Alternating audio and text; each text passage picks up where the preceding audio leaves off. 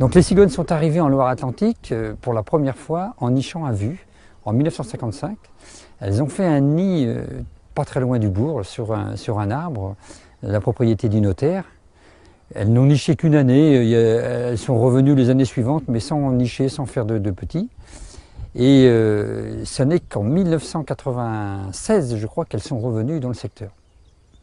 Il y a eu toute une période où on les voyait au passage migratoire, mais elles ne nichaient pas.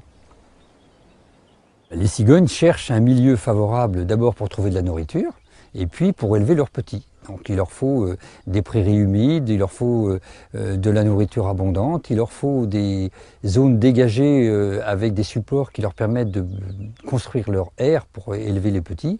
Et elles trouvent ça dans les marais comme ceux de vue. Alors la plupart des cigognes qui naissent en Loire-Atlantique sont baguées. Il suffit que le nid soit accessible. Quelquefois il y a des nids assez hauts dans les arbres où on ne peut pas aller. Mais si le nid est accessible, on monte un petit peu avant l'envol, on monte au nid, on descend les cigogneaux au sol, on leur met une bague qui est fournie par le Muséum d'histoire naturelle de Paris. Et cette bague va permettre d'identifier l'oiseau, quel que soit l'endroit où il va être vu. Il y a quelques cigognes qui passent l'hiver en Loire-Atlantique, qui restent là en décembre, janvier, février. Mais le gros de la troupe arrive en février-mars. Elles s'accouplent, elles reconstruisent leur nid, elles en construisent de nouveau s'il a été détruit. Mars-avril, c'est le début de l'incubation, elles pondent leurs œufs et les couvent. Et puis avril-mai, on voit les petits qui pointent leur nez au fond des nids. Aujourd'hui, on est le 18 avril et on vient de voir 2 nids où les petits sont nés et ont été nourris par leurs parents.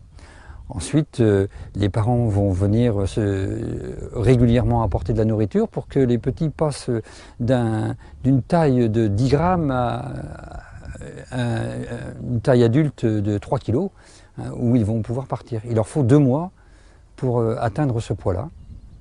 Donc les départs de nid se font, les envols se font juin-juillet. Dès qu'une cigogne a trouvé un site favorable, aussitôt les autres se regroupent. Les cigognes se réunissent en grand nombre quelquefois dans les prairies pour se nourrir. Et progressivement, ces groupes vont se constituer pour le départ de migration.